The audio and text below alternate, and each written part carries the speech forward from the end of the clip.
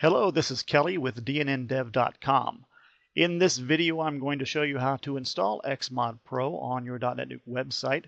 For that, we'll be working with .NET Nuke 5.44 and a pre-release version of XMod Pro 2.71, but the actual version number shouldn't matter too much. The process is the same or very similar, regardless of which versions you're using. Now, if you're very familiar with installing modules, then you could probably skip this video, but if you just want a quick refresher or you're not quite sure how to install this, then go ahead and follow along.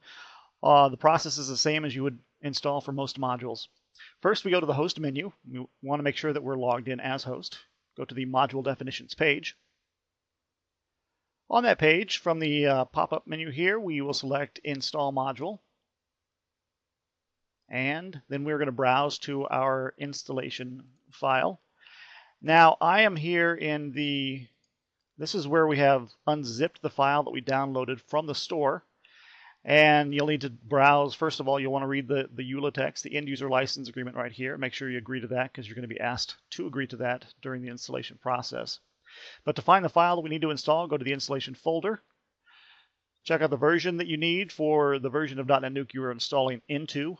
If you're installing in a version DNN 4.3 or above, actually 4.37 or above, then you can use this file. If you're installing in .NET Nuke 5.01 or above, then you'll want to get the files in this folder. Of course, we're installing onto .NET Nuke 5.44, so we'll select this.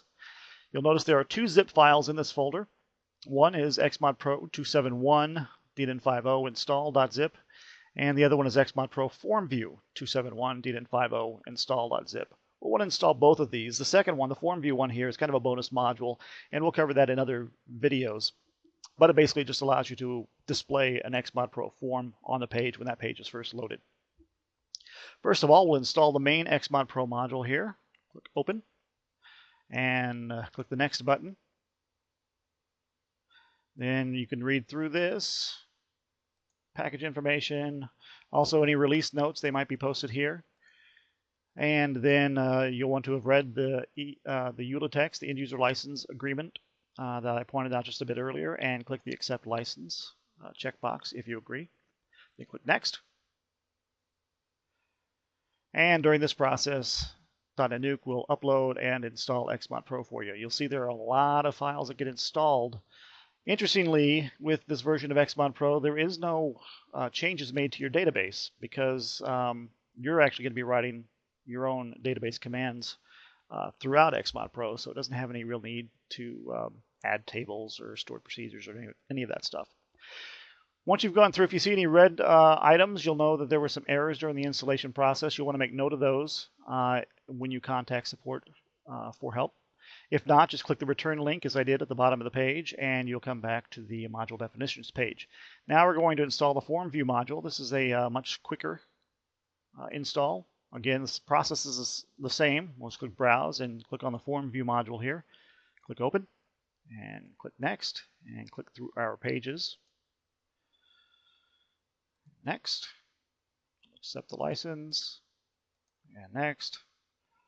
And it's done, as you can see. Very, very quick process. We'll click return, let the website restart here. And now we'll go to a page and put it on the page. Just set up this blank page in a .NET Nuke called XMod Pro. And from the toolbar, at the top of the page, I will select the XMod Pro module here and click Add Module.